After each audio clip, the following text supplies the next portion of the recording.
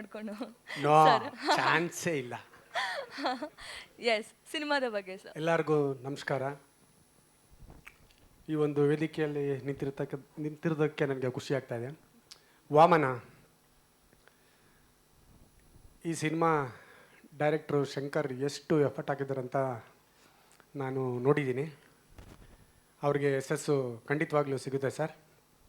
ಅದೇ ರೀತಿ ನಮ್ಮ ನಿರ್ಮಾಪಕರು ಆ್ಯಕ್ಚುಲಿ ನನಗೆ ದುಡ್ಡನ್ನ ಯಾವಾಗ ಹೆಂಗೆ ಕಳಿಸ್ತಾ ಇದ್ರು ಅಂತ ಗೊತ್ತಿಲ್ಲ. ನಾನು ಎಕ್ಸ್ಪೆಕ್ಟೇ ಮಾಡ್ತಾರಲ್ಲ ಬಂದ್ಬಿಡೋದು. ಚೇತನ್ ಗೌಡ್ರೆ ನಿಮಗೂ ಒಳ್ಳೇದಾಗಲಿ.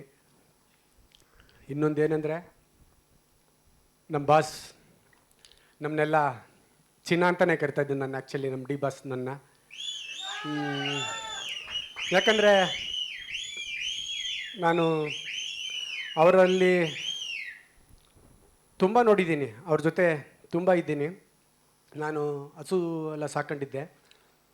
ನನ್ನ ಮನೆಗೆ ಬಂದಿದ್ದರು ಅವರು. ಹಸುಗಳೆಲ್ಲ ನೋಡಿ ತುಂಬ ಚೆನ್ನಾಗಿಟ್ಟಿದ್ಯಾ ಚಿನ್ನ ಹಸುಗಳನ್ನ ಅಂತ ನನಗೆ ಅಪ್ರಿಸಿಯೇಷನ್ ಮಾಡ್ತಾಯಿದ್ರು.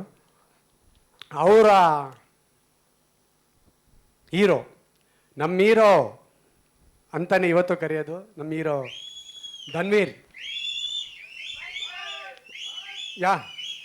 ಧನ್ವೀರ್, ನೀವೇನು ಹೇಳ್ತಾ ಇದ್ದೀರಾ ಅದು ತುಂಬ ದೊಡ್ಡ ಮಟ್ಟಕ್ಕೆ ಹೋಗಲಿ.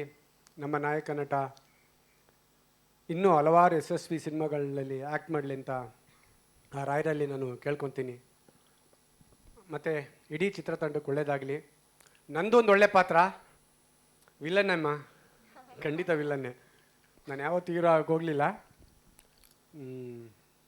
ಓಕೆ, ಇಡೀ ತಂಡಕ್ಕೆ ಒಳ್ಳೆಯದಾಗಲಿ. All the best. Thank you very much. Love you. Thank you sir, thank you. Yes, of course sir.